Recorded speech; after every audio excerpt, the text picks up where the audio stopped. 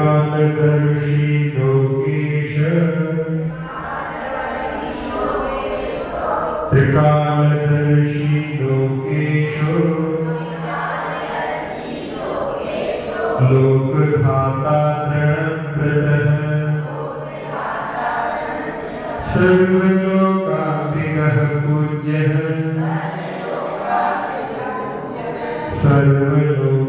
सर्वलोकैकसारथिः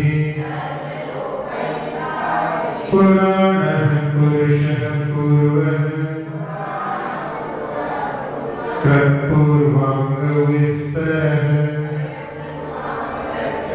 आदिदेवः पुराणाद्यः पुरुदेवोऽधिदेवता युगमुख्यो युगज्येष्ठो युगादिस्थितिदेशिकः कल्याणवर्णः कल्यः कल्याणलक्ष्यः कल्याणप्रकृतिर्दीप्तः कल्याणात्मा विकल्मषः विकलङ्कः कलातीतः कलिलग्नः कलाधरः देवदेवो जगन्नाथो जगद्बन्धुर्जगद्देवो जगद्धितेशि लोकज्ञः सर्वगो जगदग्रजः चराचर गुरुर्गोप्यो गूढात्मा गूढगोचरः सत्यो जातः प्रकाशात्मा जलज्जलं सत्प्रभः आदित्यवर्णो धर्माभः सुप्रभः कनकप्रभः सुवर्णवर्णो रुक्माभः सूर्यकोटिसमप्रभः तपनीयनिभस्तुङ्गो बालाकाभो नलप्रभः सन्ध्याप्रभभ्रुर्हेमाभस् तप्तचामीकरच्छविः निष्तप्तकनकच्छायः कनत्काञ्चनसन्निभः हिरण्यवर्णः स्वर्णाभः शातकुम्भनिभप्रभः द्युम्नाभुजातरूपाभस् तप्तजाम्बूनदद्युतिः सधौतकलधौतश्रीः प्रदीप्तो हाटकद्युतिः हृष्टिष्टः पुष्टितः पुष्टः स्पष्टः स्पष्टाक्षरक्षमः शत्रुर्नो प्रतिभो मोहः प्रशास्ता शासिता स्वभू शान्तिनिष्ठो मुनिज्येष्ठः शिवतातिः शिवप्रदः शान्तिदः शान्तिकृच्छान्तिः कान्तिमान् कामितप्रदः श्रेयो निधिरधिष्ठानः मप्रतिष्ठा प्रतिष्ठितः सुस्थिरस्थावरस्थाणु प्रत्यान् प्रत्यः प्रथु इति त्रिकालदर्शयादिशतम्।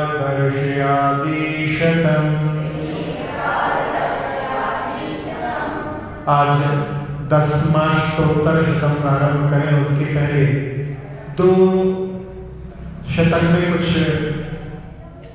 सही तरह से आपकी व्याख्या नहीं हो पाई थी। एक चौथे शतक में निर्गुण शब्द की व्याख्या में वहां पर वस्त्रों से रहित ऐसी व्याख्या इसमें व्याख्या की थी, वही हमने आप लोगों को बता दी।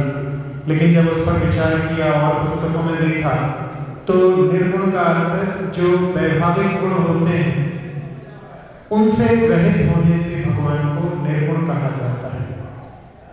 जैसे कि आचार्य अमृतचंद जी ने स्वरूप संबोधन में लिखा है कि भगवान कुछ गुणों से सहित होते हैं और कुछ गुणों से रहित होते हैं। तो स्वाभाविक गुणों से सहित होते हैं और वैभविक गुणों से रहित होते हैं।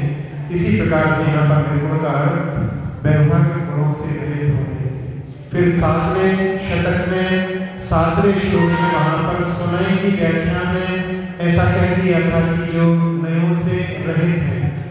तो यहाँ पर वो सही व्याख्या नहीं थी। ऐसे प्रमाण होते हैं लेकिन नयों का ज्ञान होता है, इसलिए नयों के ज्ञाता होने से या समीचीन नयों से सहित होने से भगवान को सुने कहा जाता है। इन दो में हम लोग ध्यान से इसको देख लें, जिसमें लिखा हो तो उसको ठीक कर। अब अपन 10वां स्तोत्र शतक को प्रारंभ करते हैं। इसमें 108 नाम है, इसलिए इसमें अष्टमी साथ में लगा हुआ है।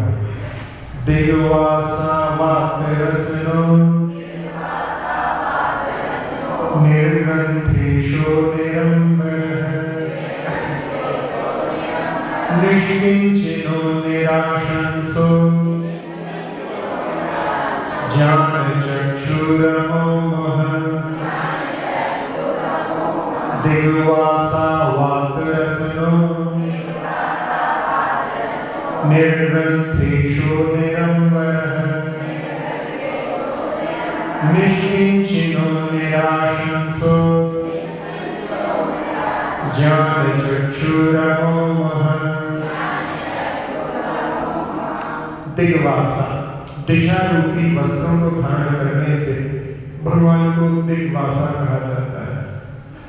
वातरसन वेदों में भी ये नाम आया है। वातरसन इसका होता है वायु रूपी करधनी को धारण करने से वातरसन कहलाते हैं। निर्ग्रंथेश परिग्रह रहित जो मुनि होते हैं उनके स्वामी होने से उनको निर्ग्रंथेश कहा जाता है। निरंबर वस्त्र रहित होने से निरंबर कहलाते हैं। निष्किंचन किंचन मात्र की परिग्रह नहीं रखने से भगवान निष्किंचन कहलाते हैं। जो मुनिराज होते हैं उनके लिए भी ऐसा कहा जाता है कि उनके पास में परिग्रह नहीं होता, लेकिन श्रवण के योग्य परिग्रह उनके पास होता है। जैसे ऋषि कमंडल और शास्त्र रखने के लिए कुछ साधन भी हो, वो श्रवण के योग्य परिग्रह उनके पास में हो सकता है। लेकिन भगवान के लिए निष्किंचन जिनके पास में किंचित मात्र की परिग्रह नहीं होता, इसलिए भगवान का नाम निष्किंचन है। निराशंसः इच्छा रहित होने से। वैसे देखा जाए तो इच्छा ही संसार है, इच्छा ही दुख है। एक छोटी सी इंग्लिश की पोएम है, I want peace। I want peace अर्थ है उसका कि मैं शांति चाहता हूँ। तो I का अर्थ होता है अहंकार। जब तक अहंकार है, मैं पना है, तब तक शांति नहीं, और जब तक इच्छाएं हैं तब तक शांति नहीं। तो आई और वांट दोनों जब तक रहेंगे तब तक व्यक्ति शांत नहीं हो सकता, सुखी नहीं हो सकता। सुखी वो है जिसकी इच्छाएं सबसे कम है, क्योंकि जब उसका निकाला जाता है सुख क्या है, तो जितनी इच्छाएं हैं उनका भाग लेना पड़ता है। जिसकी जितनी ज्यादा इच्छाएं हैं, जब बड़ी चीज से भाग दिया जाता है तो भागफल छोटा आता है। और जिसका जब भाग लेने वाली संख्या यदि 0 हो जाती है, यानी जिसकी इच्छाएं शून्य हो जाती हैं, तो वहां पर भागफल जब निकलेगा तो वो अनंत हो जाता है, क्योंकि जो गणित होता है उसमें जब 0 से किसी का भाग दिया जाता है तो वो अनंत हो जाता है। तो भगवान ने इच्छाओं पर विजय प्राप्त कर ली, इसलिए भगवान का नाम निराशंस और वो अनंत सुखी हो गए। ज्ञान चक्षु, ज्ञान रूपी नेत्र के धारक होने से ज्ञान चक्षु कहलाते हैं। अमोह मोह, मोह से रहित होने से, अत्यंत निर्मोह होने से अमोह भूमि उनको पुकारा जाता है। तेजो राशि अनंतौजा ज्ञानाब्धिशील सागर, तेजोमयो नितज्योतिर् ज्योतिर्मूर्तिस्तमोपः, तेजो राशि अनंतौजा ज्ञानाब्धिशील सागर, तेजोमयो नितज्योतिर् ज्योतिर्मूर्तिस्तमोपः। तेजो राशि, तेज के समूह होने से तेजो राशि कहते हैं। अनंत औजा, और शब्द जो है प्रताप के लिए, तो अनंत प्रताप के धारक होने से अनंत औजा कहलाते हैं। ज्ञानाब्धि, अब्धि शब्द समुद्र के अर्थ में होता है, तो ज्ञान के समुद्र होने से ज्ञानाब्धि।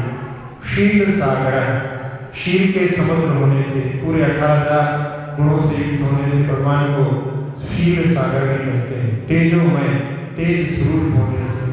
अमित ज्योति, अपरिमित ज्योति के धारक होने से अमित ज्योति कहलाते हैं। ज्योतिर्मूर्ति, भास्वर शरीर होने से ज्योति मूर्ति कहलाते हैं। तमोपह, अज्ञान रूपी अंधकार को नष्ट करने से भगवान के लिए तमोपह पुकारा जाता है। जगत चूड़ामणिर्दीप्तः शंवान विघ्न विनायकः, कलिघ्नः कर्म शत्रुघ्नो लोकालोक प्रकाशकः, जगत चूड़ामणिर्दीप्तः शंवान विघ्न विनायकः, कलिघ्नः कर्म शत्रुघ्नो लोकालोक प्रकाशकः। जगत चूड़ामणि, तीनों लोक में मस्तक के रत्न के समान अतिशय श्रेष्ठ होने से जगत चूड़ामणि कहते हैं। दीप्त, देदीप्यमान होने से। शंवान, सुखी अथवा शांत होने से शंवान कहते हैं। विघ्न विनायक, विघ्नों के नाशक होने से भगवान के लिए विघ्न विनायक कहा जाता है। कलिघ्न, पहले भी आया था, वहां पर दूसरे अर्थ में था, एक ही बार रिपीट होता है तो उसके दूसरे अर्थ में उसको अपने को लेना चाहिए। तो यहाँ पर विसंवाद, कलह को नष्ट करने वाले होने से भगवान का नाम कलिघ्न है। स्यादवाद एक ऐसी नए पद्धति के माध्यम से, स्याद है किसी अपेक्षा से, वाद है कथन करना। जब हम किसी अपेक्षा से कोई कथन करते हैं तो उसमें गलतियां नहीं रहती, लेकिन जब हम बिना किसी अपेक्षा के किसी कथन को कहते हैं तो वहां पर मिथ्या होता है, क्योंकि वस्तु अनेक अनंत धर्मात्मक है, अनेक धर्मात्मक है। यदि हम उसको एक दृष्टि से कहेंगे तो वो पूर्ण नहीं रहेगी, और एक दृष्टि को ही हम कहेंगे कि बस यही ठीक है। जैसे मकान है, 4 दिशाओं से उसके 4 फोटो हैं, एक व्यक्ति कहेंगे नहीं बस यही सही है, नहीं, तीनों दिशा से हम देखेंगे तो तीनों और दिशाओं से भी वो ठीक बैठेगा। तो किसी अपेक्षा से, पूर्व की अपेक्षा से ऐसा है, पश्चिम की अपेक्षा से ऐसा है, यदि ऐसा कथन किया जाएगा तो वो कभी भी मिथ्या नहीं हो सकता। तो सारे विवादों पर विजय स्यादवाद के माध्यम से प्राप्त की जा सकती है। निर्विवाद है तो स्यादवाद है, यदि एकांतवाद है तो वहां पर विवाद संभावित है। तो सारे विसंवादों को नष्ट करने वाले होने से भगवान का नाम कलिघ्न। कर्म शत्रुघ्न, कर्म रूपी शत्रुओं के घात करने वाले होने से, लोका लोक प्रकाशक, लोक तथा लोक को प्रकाशित करने से, या विश्व के विवेचक होने से भगवान के लिए लोका लोक प्रकाशक कहा जाता है। अनिद्रालुर तंद्रालुर जागरूकः प्रमामयः लक्ष्मीपतिर्जगज्योतिर् धर्मराजः प्रजाहितः अनिद्रालुरतन्द्रालुर् जागरूकः प्रमामयः लक्ष्मीपतिर्जगज्योतिर् धर्मराजः प्रजाहितः। अनिद्रालु, निद्रा रहित होने से, भगवान कभी शयन नहीं करते। कई बार लोग जो अन्य भगवान को सोने वाला बताते हैं तो उनको वहां पर कहते भी हैं जागो मोहन प्यारे। तो ऐसे ही कभी जो उनके मतों की बातों को जैन दर्शन में भी कहने लगते हैं कि भगवान उठो सुबह हो गए।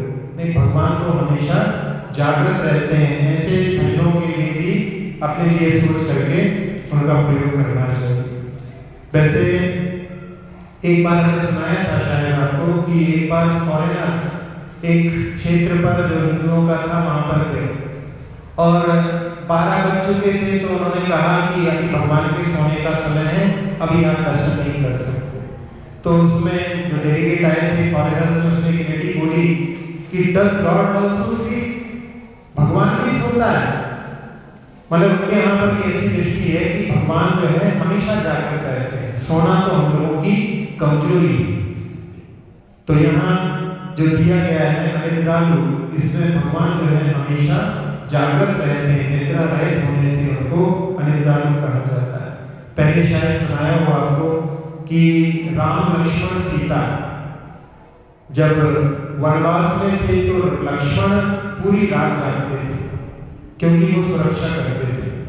एक दिन उनको बैठे बैठे झपकी लगी, तो झपकी लगी तो जब उनकी नींद टूटी तो उनको बड़ी मन में ग्लानि उत्पन्न हुई कि इस बीच में कोई दुर्घटना घट जाती तो मेरे ऊपर कलंक लग जाता। तो उन्होंने, वैसे निद्रा कोई देवी नहीं होती है, तो उन्होंने निद्रा देवी को कहा कि तुम मेरे पास मत आया करो। तो उसने कहा कि मैं कहाँ जाऊंगी, तुम कहीं भी जाओ लेकिन मेरे पास मत आओ। लेकिन कब तक? कि जब तक भैया का राज तिलक नहीं हो जाता तब तक मत आना। और जिस दिन उनका राज तिलक था, सिंहासन के पास में ही लक्ष्मण बैठे हुए थे और उनको वहीं पर निद्रा आ गई। होता है, बड़े बड़े प्राइम मिनिस्टर भी मंच पर सोते हुए फोटो खींच जाती है।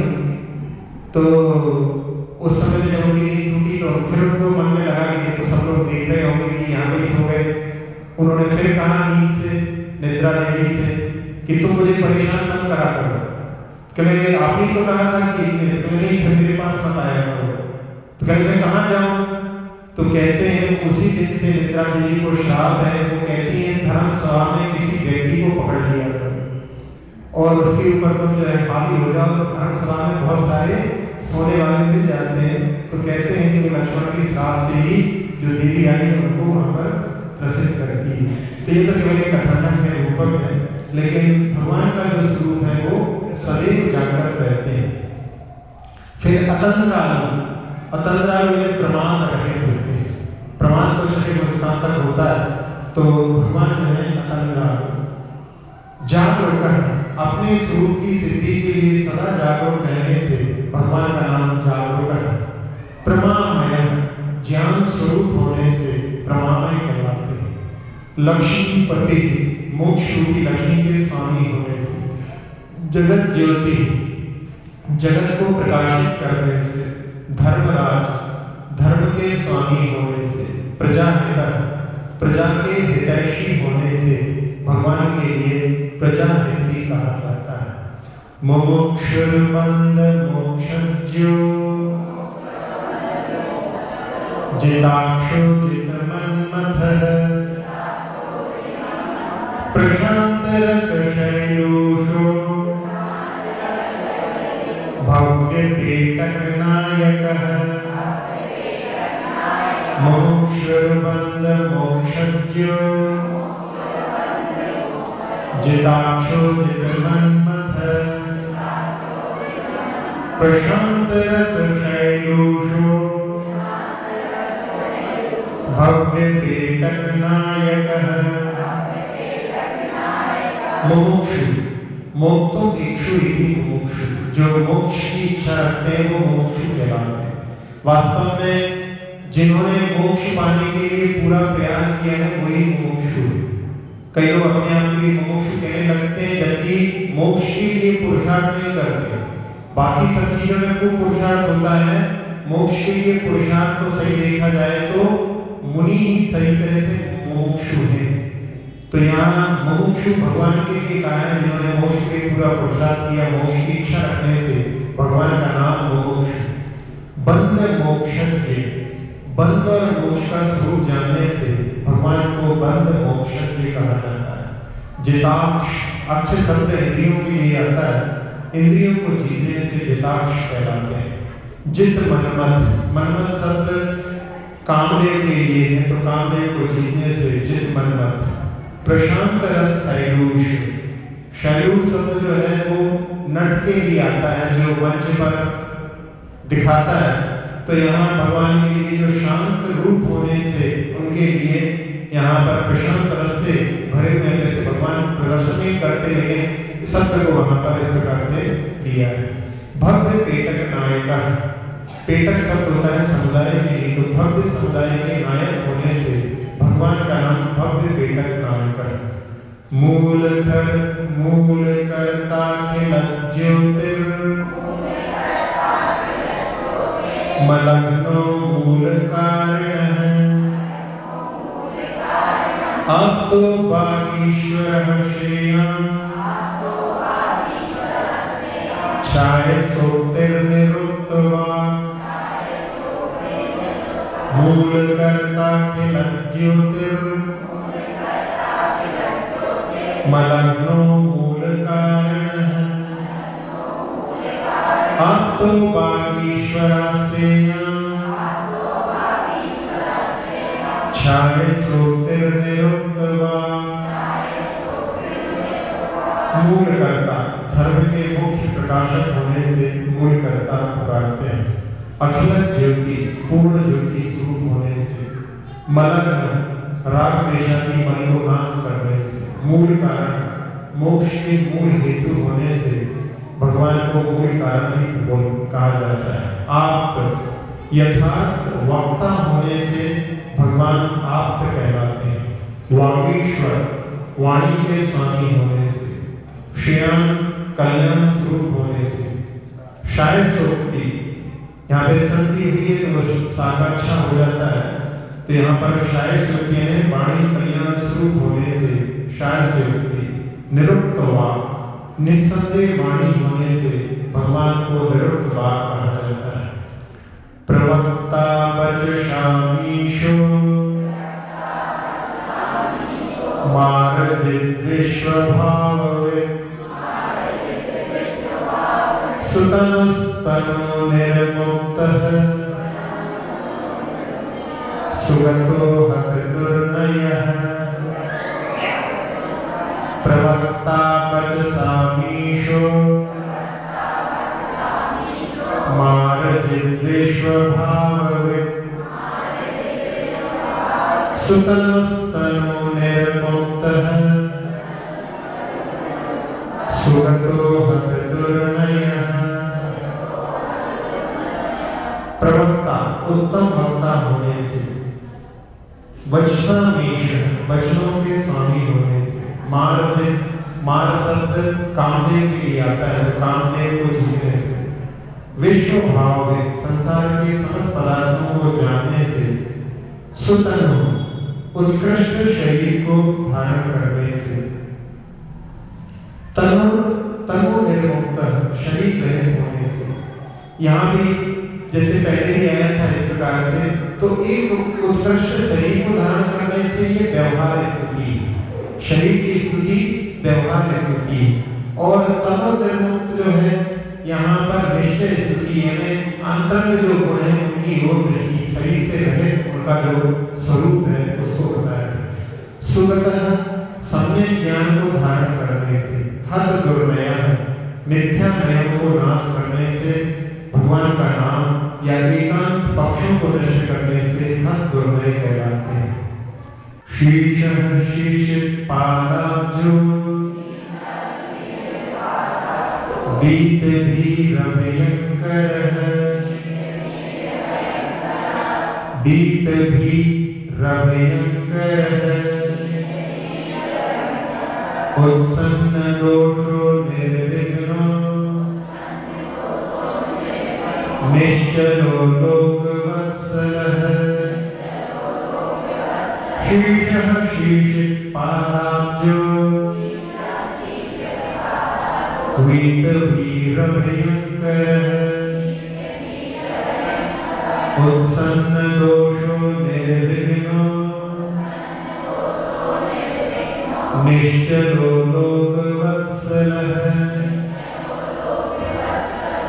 जब सहस्राम प्रारंभ किया था हमने बताया था, इस काव्य को हमने सुनकर के इसको बहुत जगह पाया और इसमें बीत भी भयंकर उच्चारण इसका सही है, लेकिन लोग इसका बीत भीर भयंकर ऐसा नहीं पढ़ते, तो उसमें भगवान का नाम भयंकर हो जाएगा, जबकि भगवान का नाम अभयंकर है।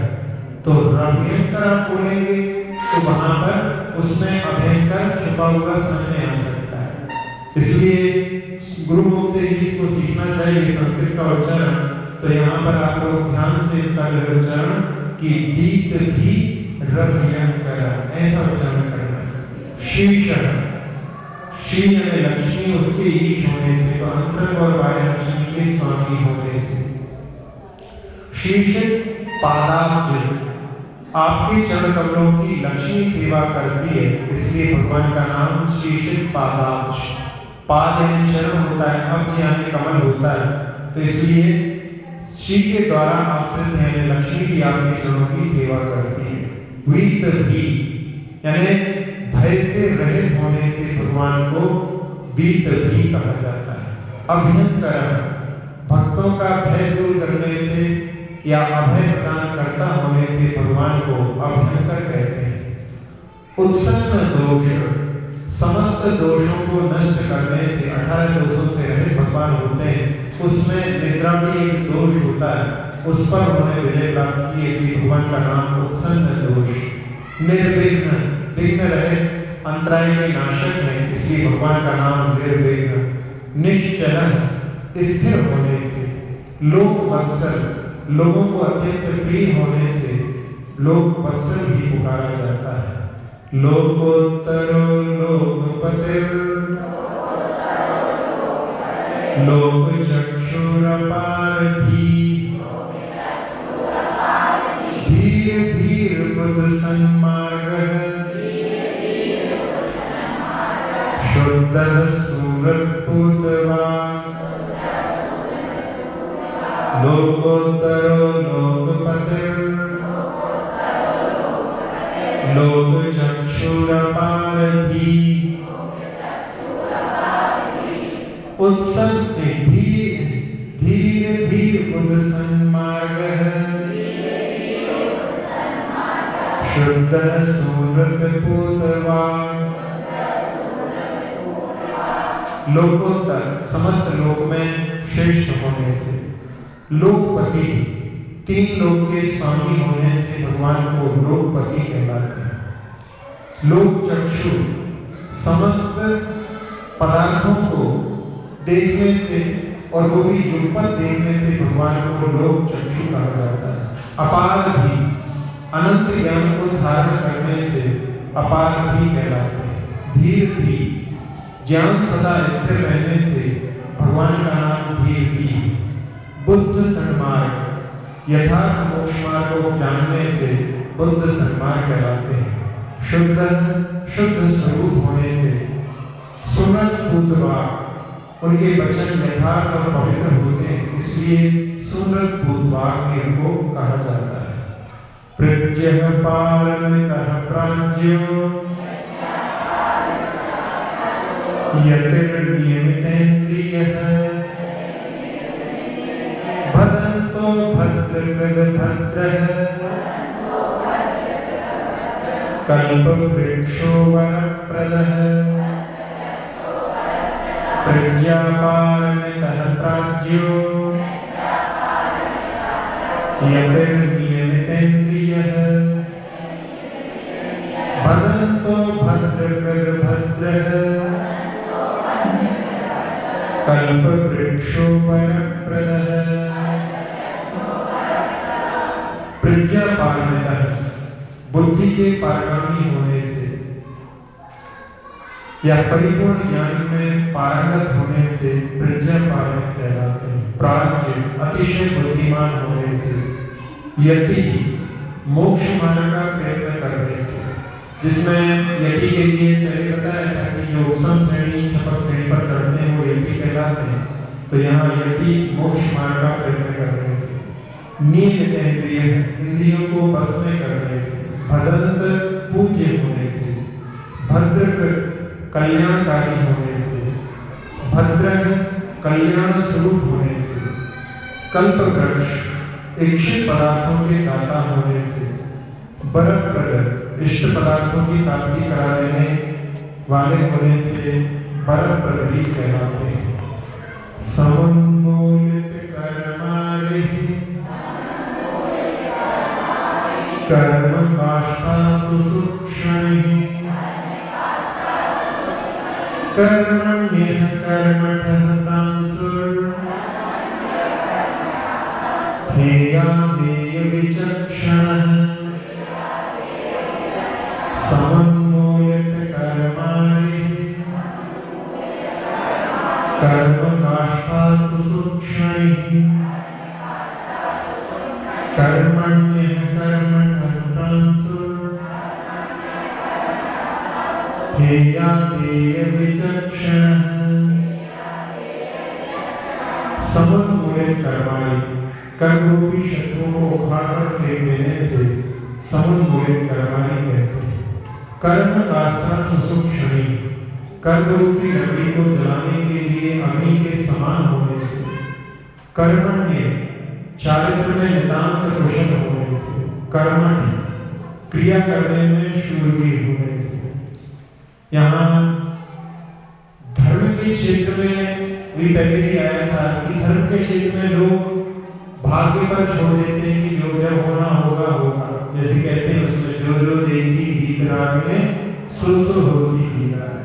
और जो लौकिक क्षेत्र है वहां पर वो पूरा पुरुषार्थ करते हैं, जबकि उपदेश ऐसा किया जाता है कि धर्म क्षेत्र में अपने को पुरुषार्थ करना चाहिए और लौकिक क्षेत्र में कि जो भाग में होगा वो अपने हाथ से कोई छुड़ा नहीं सकता, ऐसा जो है रखना चाहिए।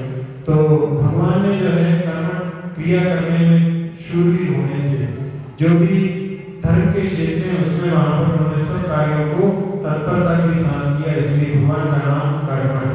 प्रांशु उत्कृष्ट प्रकाशमान होने से या सर्वोन्नत होने से उनको प्रांशु कहा जाता है। हेया देव विचक्षणा, हे क्या है और आगे क्या है, क्या छोड़ने योग्य, क्या ग्रहण करने योग्य है, उन पदार्थों को जानने में कुशल होने से भगवान का नाम हेया देव विचक्षण। अनंत शक्ति रच्छेद्यस त्रिपुरारिस्त्रिलोचनः त्रिनेत्रस्त्र्यम्बकस्त्यक्षः त्रिनेत्रस्त्र्यम्बकस्त्यक्षः केवलज्ञानवीक्षणः अनंत शक्ति रच्छेद्यस त्रिपुरारिस्त्रिलोचनः त्रिनेत्रस्त्र्यम्बकस्त्यक्षः केवलज्ञानवीक्षणः। अनंत शक्ति, अनंत शक्तियां प्रकट होने से, अच्छेद्य छिन्न भिन्न करने योग्य न होने से, त्रिपुरारी तीन पुर जन्म जरा मरण इनके नाश करने से त्रिपुरारी कहलाते हैं। त्रिलोचन भूत भविष्य वर्तमान तीनों कालों की बातों को जानने से त्रिलोचन कहलाते हैं। त्रिनेत्र रत्नत्रय रूपी तीन नेत्रों को धारण करने वाले होने से। त्र्यंबक तीन चक्षु को धारण करने वाले होने से। त्रयक्षण रत्नत्रय रूपी तीन मोक्ष के चक्र होने से। केवल ज्ञान वीक्षण केवल ज्ञान ही आपका नेत्र होने से या केवल ज्ञान से जगत के ज्ञाता होने से भगवान को केवल ज्ञान वीक्षण कहते हैं। समंत भद्र शांतार धर्माचार्यो सूक्ष्मदर्शी जितानंगः कृपालो धर्मदेशकः समन्तभद्रः शान्तार धर्माचार्यो दयानिधिः सूक्ष्मदर्शी जितानंगः कृपालो धर्मदेशकः। समंतभद्र यहाँ पर समंतभद्र स्वामी का भी स्मरण अपन मान सकते हैं, क्योंकि जिनसे स्वामी 8वीं शताब्दी के हैं और समंत स्वामी 2री शताब्दी के हैं, पूर्वाचार्यों का भी नाम स्मरण किया जाता है। तो यहाँ पर समंतभद्र, वैसे समंतभद्र का अर्थ होता है आसमंतात भद्रम, जो सभी ओर से मंगल स्वरूप है, इसलिए भगवान का नाम समंतभद्र है। शांतारी कर्म रूपी शत्रुओं को शांत करने से। धर्माचार्य धर्म के आचार्य होने से या धर्म के व्यवस्थापक होने से धर्माचार्य। दयानिधि जीवों पर अतिशय दया करने से। सूक्ष्मदर्शी सूक्ष्म पदार्थों को भी साक्षात देखने से। सूक्ष्म पदार्थों को भी साक्षात जानने देखने से सूक्ष्मदर्शी नाम है। जितानंग अनंग सत्य कामदेव के लिए होता है, तो कामदेव को जीतने से। कृपालु दयावान होने से। धर्म देश का धर्म का उपदेश देने से। शुभन्यु सुख साधुत पुण्य पुण्य राशि नयनमय। शुभन्यु सुख साधुत पुण्य राशि नामय। धर्मपालो जगत्पालो धर्म साम्राज्य नायकः। शुभन्युः सुख साधुतः पुण्य राशि नामयः। धर्मपालो जगत्पालो धर्म साम्राज्य नायकः। शुभमयु मोक्ष रूप सुख को प्राप्त करने से। सुख साधुत सुख को अपने अधीन करने से या आत्मानंद के अधीन होने से। पुण्य राशि पुण्य की उत्कृष्ट राशि होने से। अनामय रोग रहित होने से। भगवान 18 दोषों में रोग भी होता है। अन्य मत में रोग से युक्त भी भगवान को स्वीकार किया जाता है। वहां पर कहते हैं कि हे भगवान डायबिटीज के पेशेंट हैं, उनको जामुन पसंद है। कोई कहते हैं कि यदि भगवान रथ यात्रा पर गए हैं, वहां पर बीमार हो जाने के कारण काढ़ा पी करके और बाद में कुछ दिनों के बाद में वो लौट करके आएंगे, तो ऐसा उनके यहाँ पर माना जाता है। वैसे वास्तव में देखा जाए तो रोग आदि ये मनुष्यों की ही परेशानी है, देवों में भी रोग नहीं होते, तो फिर भगवान में कैसे रोग हो सकते हैं। तो यहाँ भगवान के लिए अनामय है रोग रहित होने से। धर्म पालन धर्म की रक्षा करने से। जगत पालन जगत का पालन करने से। धर्म साम्राज्य नायक धर्म रूपी साम्राज्य के स्वामी होने से धर्म साम्राज्य नायक भी पुकारते हैं। इति दिग्वासाद्यष्टोत्तरशतम् इति दिग्वासाद्यष्टोत्तरशतम् धारक जिनेभ्यो नमो नमः। आज 108 नामों का पुनः उच्चारण कर लेते हैं। दिग्वासा वातरसनो निर्ग्रंथेषु निरंबरः निष्किंचिनो निराशंसो ज्ञानचक्षुरमोहः तेजो राशिरनन्तौजा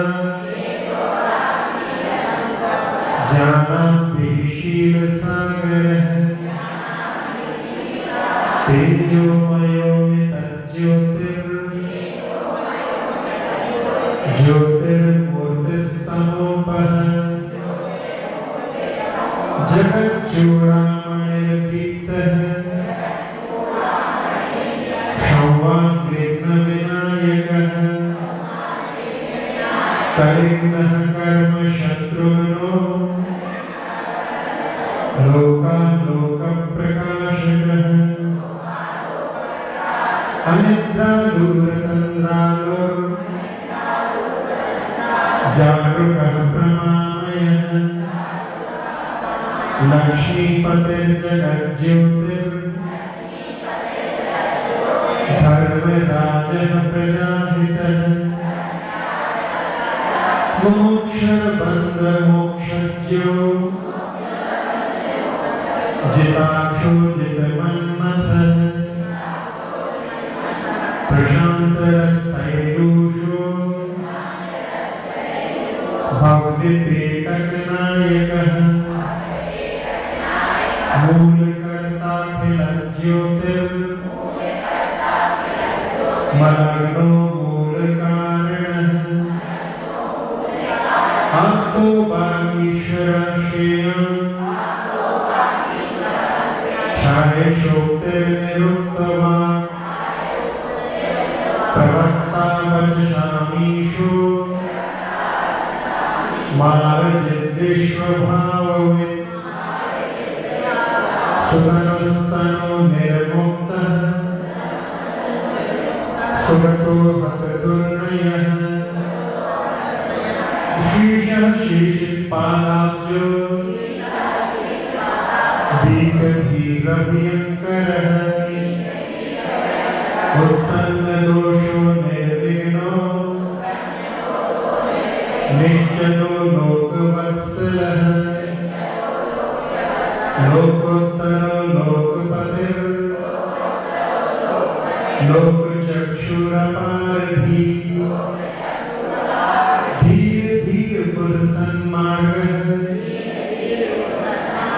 शुद्धः सुहृत्पूतवा प्रज्ञापान्वितः प्राज्ञो यतिर्नियमितेन्द्रियः वदन्तो भद्रकृद्भद्रः कल्पवृक्षो वरप्रदः समुन्मूलितकर्माणि कर्मकाष्ठासु सूक्ष्मणिः कर्मण्यः कर्मठः प्रांसो ध्येयादेयविचक्षणः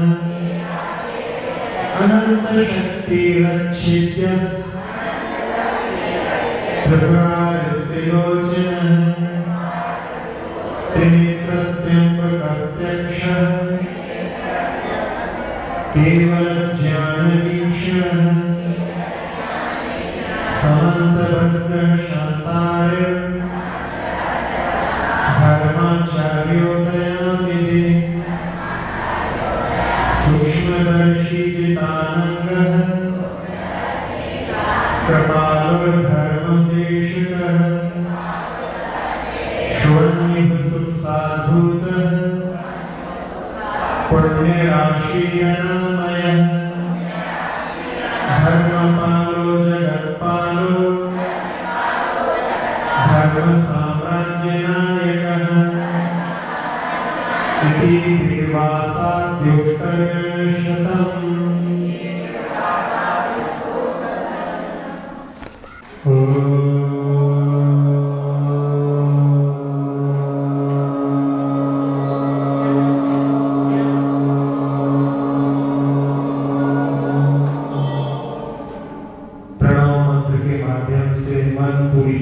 से शांत हो चुका है।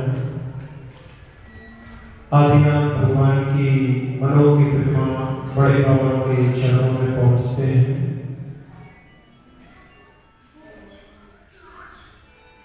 उनके मुख कमल को निहारते हुए हृदय प्रफुल्लित हुआ,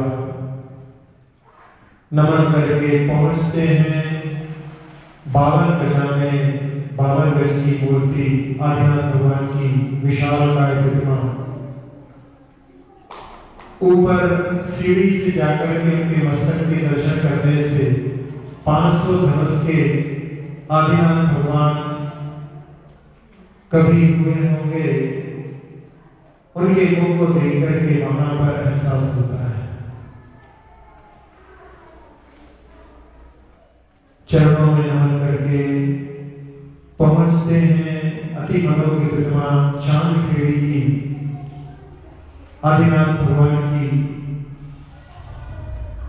मनो की प्रतिमा के दर्शन करके आह्लादित होते हुए नमन करते हुए पहुंचते हैं बाड़ी के आदिनाथ भगवान के चरणों में।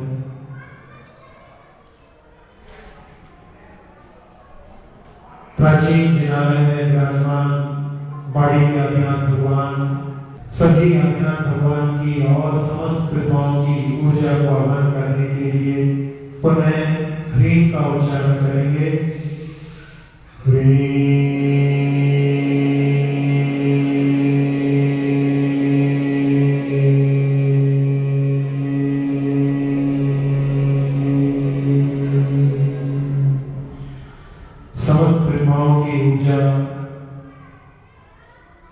बरस रही है।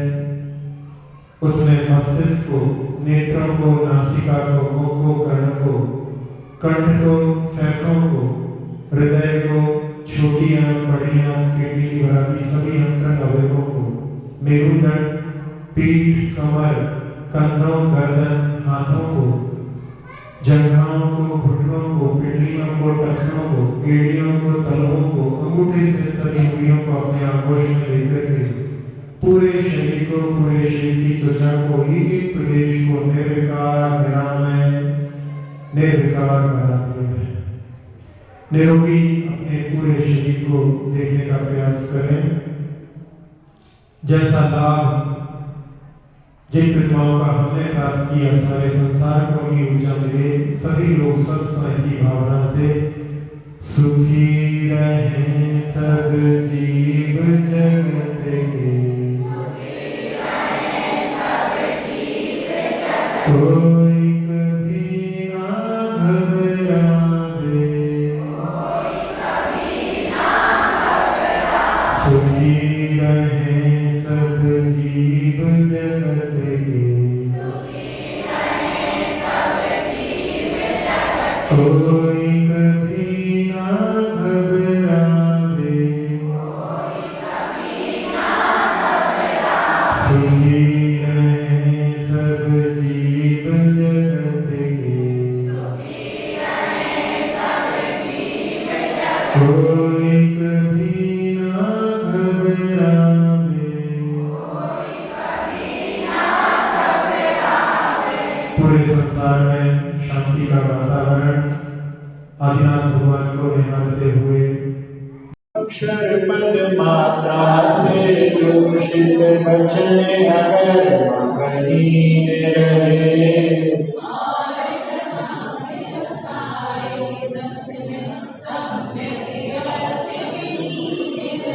जिन वाणी माता मेरी उन सब त्रुटियों को क्षमा करे,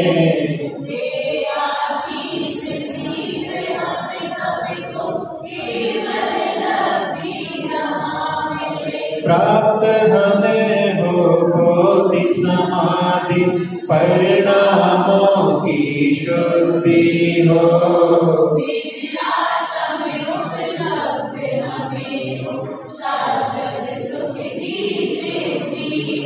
चिंतित वस्तु दात्री माता चिंतामणि उपमा भाती,